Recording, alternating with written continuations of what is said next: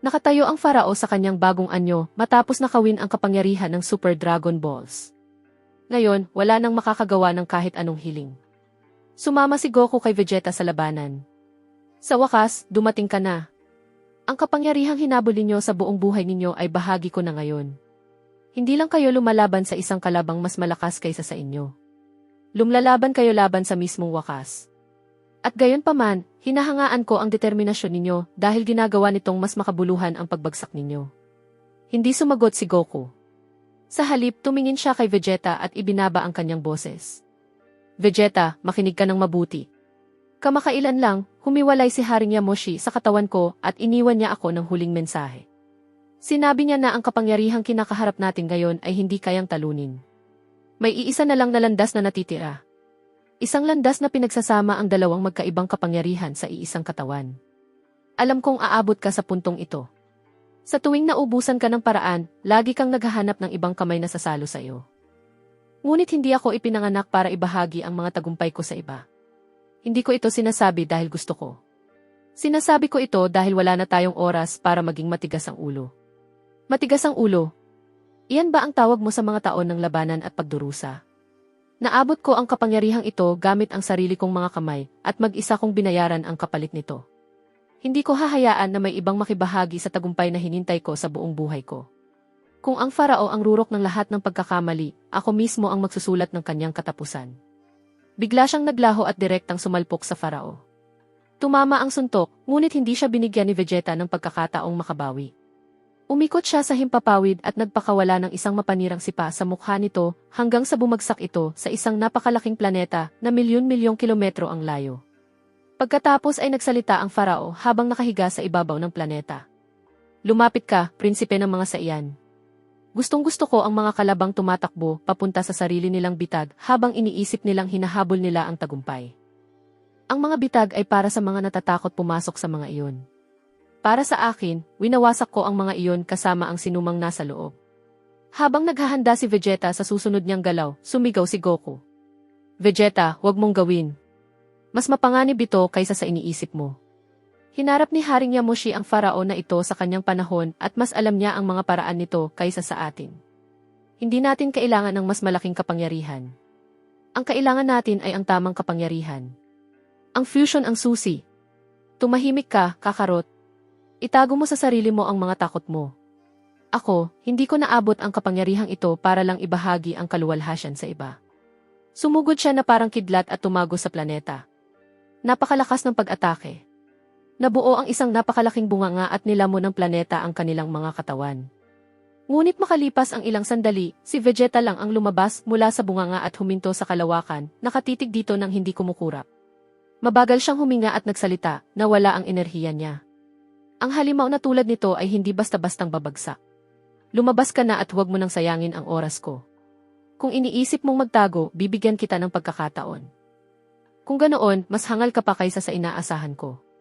Walang tunog na narinig. Ni isang butil ng alikabok ay hindi gumalaw.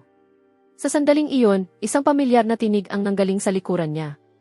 Vegeta, ano ang hinihintay mo? Sinabi ko na sayo, ito na ang pagkakataon natin. Makipag-fuse ka sa akin bago siya muling lumitaw. Huling beses mo na iyan banggitin sa akin, Kakarot. Umalis ka sa paningin ko. Pagkatapos, humarap siya sa planeta at iniunat ang kanyang mga kamay pasulong. Tatapusin ko ito sa isang atake at hahayaang maglaho ang planetang ito kasama niya magpakailanman. Ngunit sa mismong sandaling iyon, nahayag ang katotohanan. Walang anumang babala, ginamit ng Farao ang kanyang kakayahan at nagpakawala ng isang mapaminsalang atake na tumama sa mukha ni Vegeta at tinanggay ang kanyang katawan ng milyon-milyong kilometro palayo.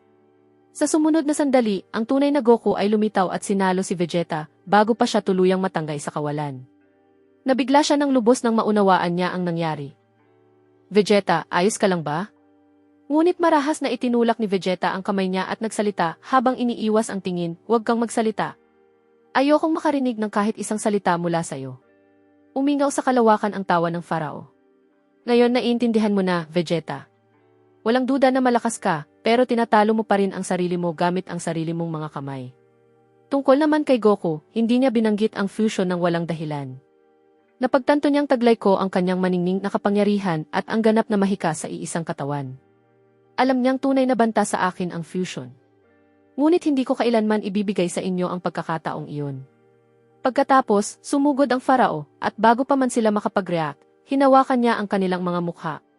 Habang nagtitipon ang enerhiya sa isa niyang kamay, ngumiti siya at nagsalita, "Mamamatay kayo, at kasama ninyo, maglalaho rin ang huling pag-asa ng mga saiyan." Lalong humigpit ang kanyang kapit, at sumabog ang enerhiya mula sa kanyang palad. Isang napakalakas na pagsabog ang umalinggaw sa kalawakan, at sumaboy ang dugo sa mga mukha ni Goku at Vegeta. Gayunpaman, hindi sila binitawan ng farao habang mapanuyang nagsalita. "Ang layunin ko ay hindi lang talunin ang mga saiyan, kundi burahin ang pangalan nila sa kasaysayan upang walang sinumang susunod sa kanila ang manghahas na isipin na makakapantay sila sa mga nakatataas sa kanila." Totoo. Nagkamali ang mga saiyan noon. Sinakop nila ang mga planeta at hinangad ang kapangyarihan at otoridad.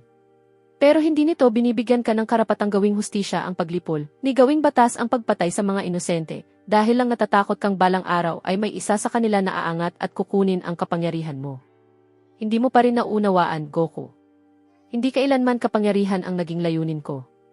Walang halaga sa akin ang isang trono.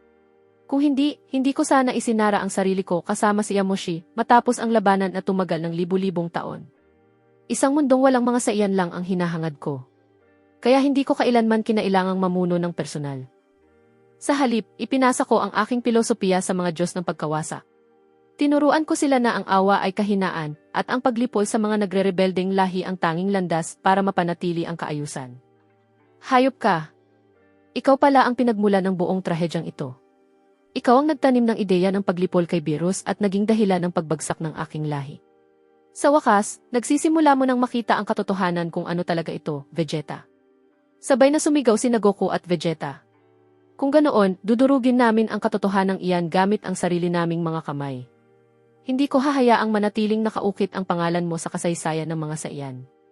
Umingay ang kanilang kapangyarihan habang sumisigaw sila at sumabog ang kanilang mga aura. Ang gininto ang liwanag ni Goku at ang mahika ni Vegeta. Nanginig ang mismong himaymay ng espasyo at isang napakalakas na pagsabog ang lumamon sa larangan. Ngunit hindi humupa ang unos. Umuulan ang kanilang mga pag-atake sa farao mula sa bawat direksyon. Hanggang sa tila napuno ang espasyo ng hindi mabilang na anyo ng dalawang saiyan. Unti-unting nababasag ang lahat. Maliban sa mundong kung saan dinala ang lahat. Nanatili itong ligtas, ngunit nanginginig ang kanilang mga puso habang pinapanood ang laban. Sumigaw si Krillin, "Buwisit! Fusion lang ang solusyon." Bakit, Vegeta? Bakit kumakapit pa rin siya sa kanyang pride sa ganitong sitwasyon? Binalot ng katahimikan ang paligid sa loob ng ilang sandali. Pagkatapos, bahagyang itinaas ni Gohan ang kanyang ulo. "Nahanap ko na. Kung tumatanggi si Vegeta na makipag-fuse sa ama ko, hindi tayo pwedeng manatiling nakatayo lang dito na walang ginagawa. Kaya nating lumikha ng bagong kapangyarihan sa sarili natin." Ano ang ibig mong sabihin, Gohan? Nakalimutan mo na ba kung paano naabot ng ama ko ang Super Saiyan na anyo na iyon? Naabot niya iyon sa pamamagitan ng isang ritual. Pero ngayon, iba na ang sitwasyon.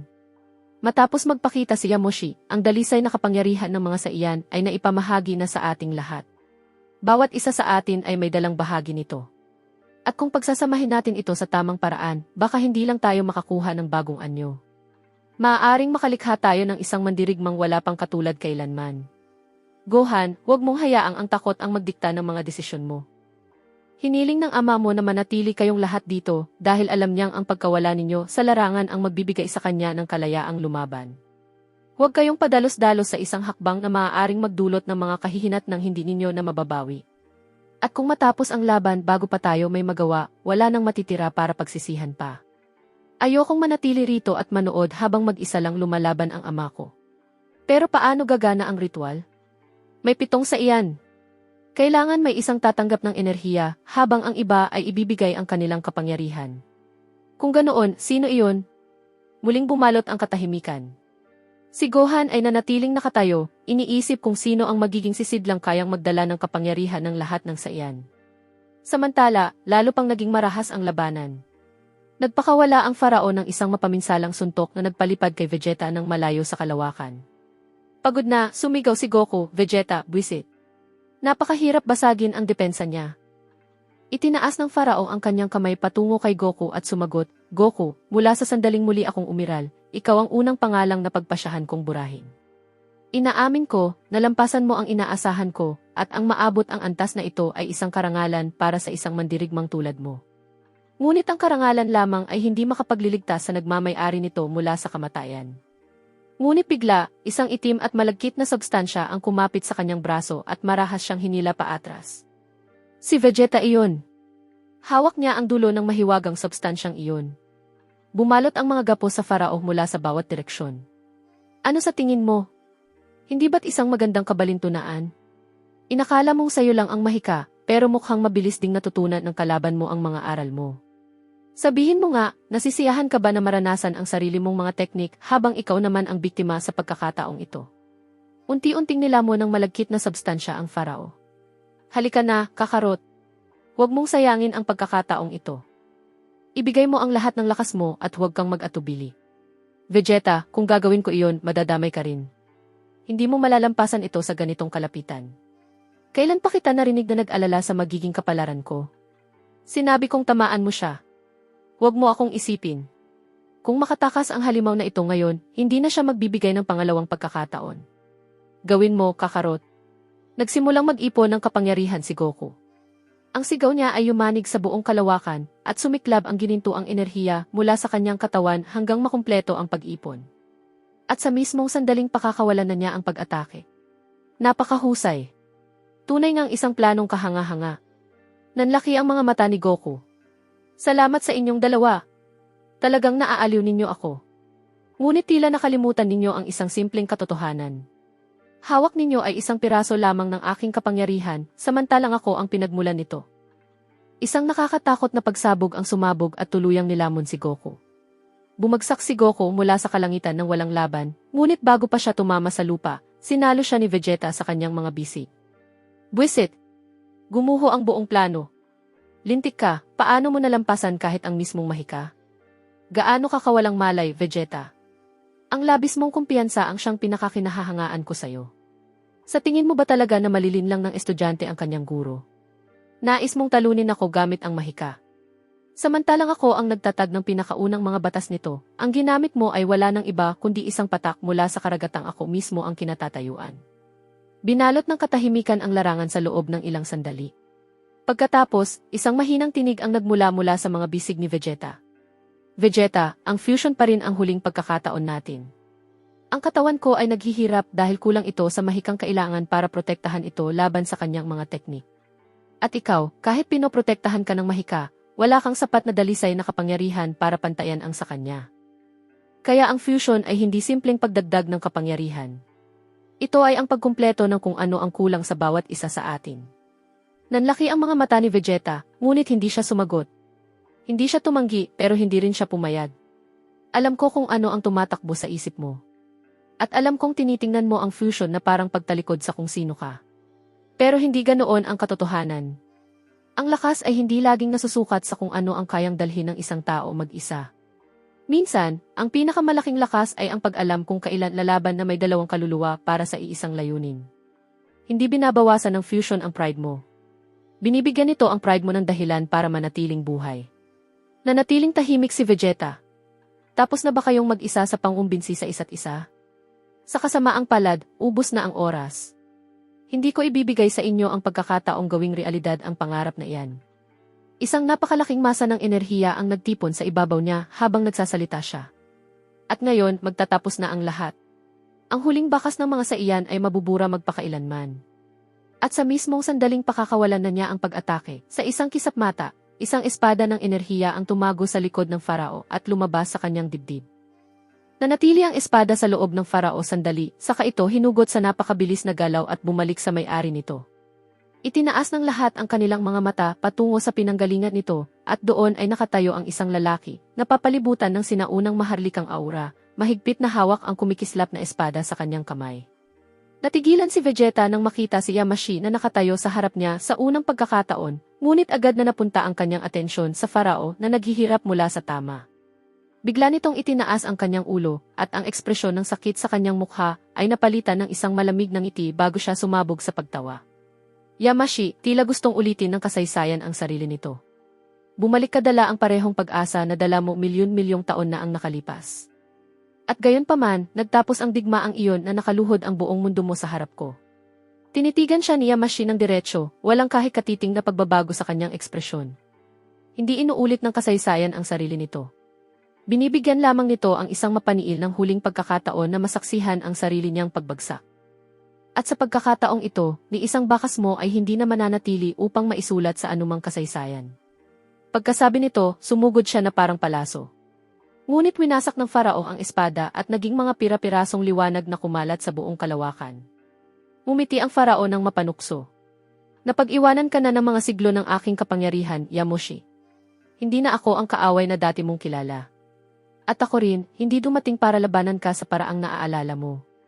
Bigla siyang sumugod gamit ang sarili niyang katawan at direktang sinuntok ang mukha ng Farao. Pinatalsik ito ng 12-12 kilometro palayo. Magaling! Sa isang sandali, pinaalala mo sa akin ang mga panahong iyon. Itinaas ni Yamoshi ang kanyang kamay at isang sinaunang enerhiya ang lumitaw, bumalot sa katawan ng Farao at mahigpit itong ginapos mula sa bawat direksyon. Pagkatapos ay sumigaw si Yamoshi, ngayon, kumilos na kayo. Sa mismong sandaling iyon, isang napakaringal na liwanag ang lumitaw sa likuran niya. Lumitaw ang lahat ng mga anghel, nakatayo ng magkakatabi. Umalingaw-ngaw sa kalawakan ang tinig ni Yamoshi. Vegeta, huwag kang magsayang ang kahit isang segundo. Mag-fuse na kayo ngayon. Ito na ang tanging pagkakataong hindi na muling darating. Pagkatapos, itinaas ng mga anghel ang kanilang mga tungkod at dumaloy ang dalisay na liwanag mula sa mga iyon patungo sa mga katawan ni Goku at Vegeta. Nararamdaman ni Vegeta na nawala ang kanyang mga sugat sa loob lamang ng ilang sandali at bumalik ang kanyang buong lakas. Ngunit si Goku ay nakahiga pa rin sa lupa. Hindi tumutugon ang kanyang katawan sa paggaling. Sa halip, nananatili siyang nasasaktan tulad ng dati. Impossible. Hindi umabot ang paggaling sa pinakaugat ng pinsala. Ang mahikang sumira sa kanyang katawan ay mas malalim kaysa sa karaniwang kapangyarihan ng pagpapagaling na ibinigay ko sa kanila. Pinipilit ng Farao na makawala mula sa mga gapos at iisa lamang ang tanong na sumagi sa isipan ng lahat. Ano na ang solusyon ngayon? Sa ibang lugar, nakaluhod si Whis sa tabi ng katawan ni Beerus, maingat niya itong hawak. Lumapit ang Supreme Kai at nagtanong, Whis, buhay pa ba siya?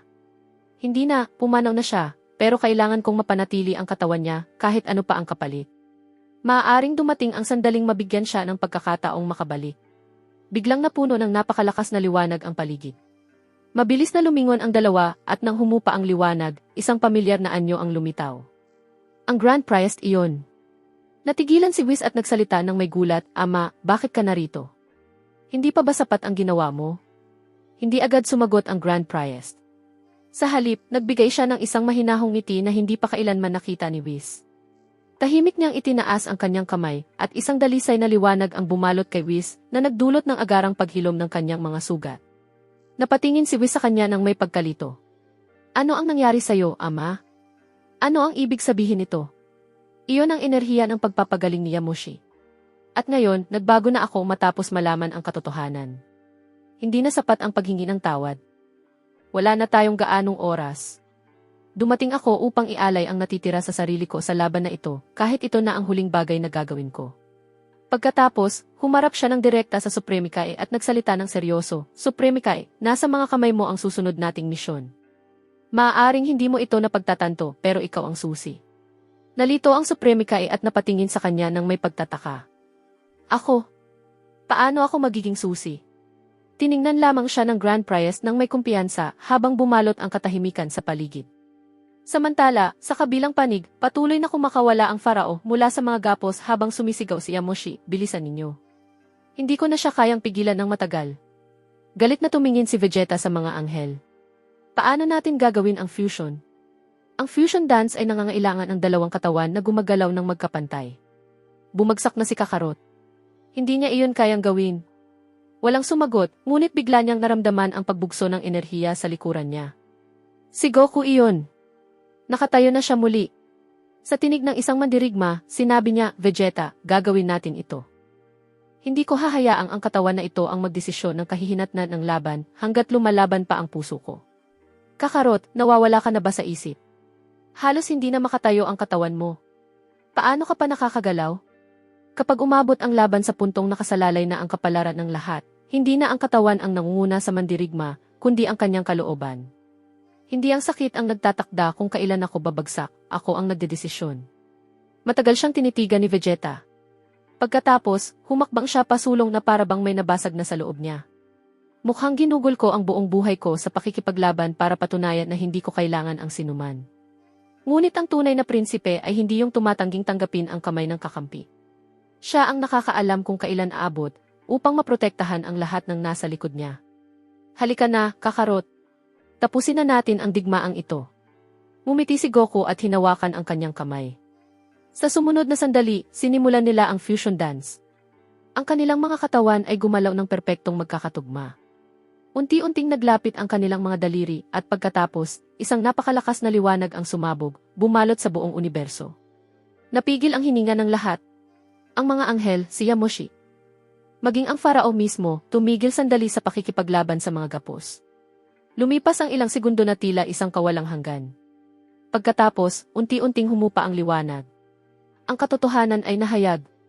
Walang bagong mandirigma ang lumitaw. Nabigo ang fusion. Kumawala ang Farao matapos mawala ng focus si Yamoshi at sumabog siya sa pagtawa. Ha! Napakapangit na wakas. Kahit ang huling pag-asang kinapitan ninyo ay namatay sa harap mismo ng inyong mga mata. At ngayon, oras ko na para tapusin ang palabas na ito. Ngunit bago pa siya makapag-atake, biglang lumitaw si Yamoshi sa likuran niya at mahigpit siyang niyakap, sumisigaw, "Huwag kayong tumayo lang dyan. Maghanap kayo ng ibang paraan. Bilisan ninyo." Pagkatapos, dinala niya ito palayo ng napakabilis. Naglaho ang dalawa sa kailaliman ng kalawakan, habang naiwan sina Goku at Vegeta, muling sinusubukan ang fusion dance. Inulit nila ang bawat galaw ng mas eksakto pa. Ngunit pareho pa rin ang resulta. Wala. Bumagsak si Goku, lalong bumigat ang kanyang paghinga, habang mahigpit na kinuyom ni Vegeta ang kanyang kamao sa inis. Buwisit! Ano ang kulang? Mga anghel, kayo ang mga tagapag-ingat ng mga lihim na ito. Sabihin ninyo sa akin, bakit nabibigo ang fusion? Nagpalitan ng naguguluhang tingin ang mga anghel. Biglang may narinig ang lahat na isang kalmadong tinig mula sa likuran nila. Marahil dahil sinusubukan ninyong buksan ang maling pinto. Lumitaw ang Grand Priest, naglalakad pasulong ng kalmado ang mga hakbang. Ikaw, ano ang ginagawa mo rito? Inaamin ko. Hinayaan kong pangunahan ako ng aking pride at huli ko nang napagtanto ang katotohanan. Hanggat may maaari pang ayusin sa sinira ng sarili kong mga kamay, hindi ako tataka sa responsibilidad ko. Mukhang hindi natalo ni Yamoshi ang kapangyarihan mo. Natalo niya ang pride mo. Marahil. At ito ang unang pagkatalo na parang nagligtas sa akin. Dahan-dahan niyang itinaas ang kanyang kamay at lumitaw ang mga hikaw na putara sa kanyang palad. Kunin ninyo. Ang fusion dance ay nakadepende sa balance ng dalawang katawan. Ngunit ang putara ay lumalampas sa kondisyong iyon. Marahil binibigyan pa kayo ng tadhana ng huling pagkakataon. Tahimik na tumitig ang lahat sa mga hikaw, hindi makapaniwala na ang parehong kamay na kamakailan lamang ay naghangad ng kanilang pagkawasak ay ngayon ang nag-aalok ng huling pag-asang mailigtas ang mismong pag-iral. Samantala, sa kabilang panig, patuloy na lumalaban si Yamoshi gamit ang natitirang lakas niya, hanggang sa unti-unti siyang mawalan ng kontrol at humina ang kanyang paghinga. Kasabay nito, naisuot na ni Goku at Vegeta ang mga hikaw na putara. Isang mahinang liwanag ang lumitaw at pagkatapos wala. Impossible. Kahit ang putara ay hindi gumana. Ano ang nangyayari? Sandali. Hindi sapat ang putara lamang. Ang mahikang naghihiwalay sa inyong mga enerhiya ang pumipigil sa kanilang natural na pagsasanib. Kailangan ninyong isuot ang mga hikaw at, sa eksaktong parehong sandali, isagawa ang fusion dance. Kapag pinagsama ang pisikal na pagkakatugma at ang ugnayan ng putara, malalampasan ng fusion ang hadlang ng mahika. Kung ganon, ito na ang huli nating pagkakataon. Pero bago pa sila makakilos, nagpakawala ang paraon ng napakalakas na pag-atake na lumamon sa buong planeta. Sumiklab ang apoy sa lahat ng dako. Natangay palayo ang mga anghel. Lahat ay bumagsak. Si Goku ang pinakamatinding tinamaan. Mabagal at sinadya ang bawat hakbang ng paraon habang naglalakad siya sa gitna ng apoy hanggang sa tumayo siya sa harap nila. Sinabi niya, ito ang kaibahan ng mga nangangarap at ng mga ginagawang realidad ang kanilang mga pangarap. Biglang lumitaw ang dakilang pari, mahigpit niyang niyakap ang katawan ng paraon at sumigaw, bilis. Taglay na nilalang na ito ang hindi mabilang ng mga kaluluwa. Hindi ko siya papatayin, pero mapipigilan ko siya ng ilang saglit. Huwag ninyong sayangin ang sakripisyo ko. Pero sa pagkakataong ito, hindi na makatayo si Vegeta. Kinakausap ang sarili, mahina niyang sinabi, pambihira. Pakiramdam ko, parang nabasag ang bawat buto sa katawan ko. Hindi na nga ako makatayo. Ngunit sa sandaling iyon, nasaksihan niya ang isang bagay na hindi ka panipaniwala. Si Goku, na mas grabe ang pinsala kaysa sa kanya, ay dahan-dahang tumayo. May matibay na determinasyon, sinabi niya, Vegeta, hindi ang sakit ang nagdedesisyon kung kailan tayo titigil. Tayo ang nagdedesisyon. Halika na, Vegeta. Tapusin na natin ang laban na ito ng magkasama. Nalalamangan mo pa rin ako ng isang hakbang pagdating sa katigasan ng ulo, Kakarot. CJ, gawin na natin ito. Lalong pinalakas ng Grand Priest ang kanyang kapangyarihan. Hinigpitan niya ang pagkakahawak sa Farao habang isinasakripisyo ang sarili niyang katawan kasabay ng pagsisimula ng pagsabog. Sa mismong sandaling iyon, sinimulan ni Goku at Vegeta ang fusion dance. Sa huling galaw, sumabog ang isang liwanag na walang katulad na nasaksihan ng pag-iral. Sa loob ng banal na liwanag na iyon, nagsimulang mabuo ang isang bagong anyo. Binalot ng ganap na katahimikan ang larangan ng labanan. Si Yamoshi, sa kabila ng kanyang mga sugat, ay sa wakas ay ngumiti. Sa wakas, ang kapangyarihang hinihintay ng kasaysayan ay naisilang na. Lumitaw ang bagong mandirigma, taglay ang tinging may karunungan ni Goku at ang pride ni Vegeta sa iisang anyo. Sa mismong sandaling iyon, nagsimulang magbagong buhay ang Farao. Unti-unting nabuo muli ang kanyang katawan hanggang sa siya ay maging buo, at pagkatapos, nakita niya ang nilalang na matagal na niyang kinatatakutan. Gogito. Dahan-dahan niyang itinaas ang kanyang ulo at nagsalita, tandaan mong mabuti ang sandaling ito, dahil ito na ang huling sandali na makikilala ng pag-iral ang pangalan mo. Mula sa puntong ito, wala nang laban, ang natitira na lamang ay ang pagpapatupad ng hatol. Sa kabilang dimensyon, naramdaman din ito ng mga saiyan. Habang ipinagpapatuloy nila ang huling ritual, ngumiti si Gohan at naisip sa sarili, sa wakas, nagawa rin nila. Ito ang aking ama at ito si Vegeta. Kapag nagkakaisa silang dalawa, kahit ang imposible ay nagiging posible.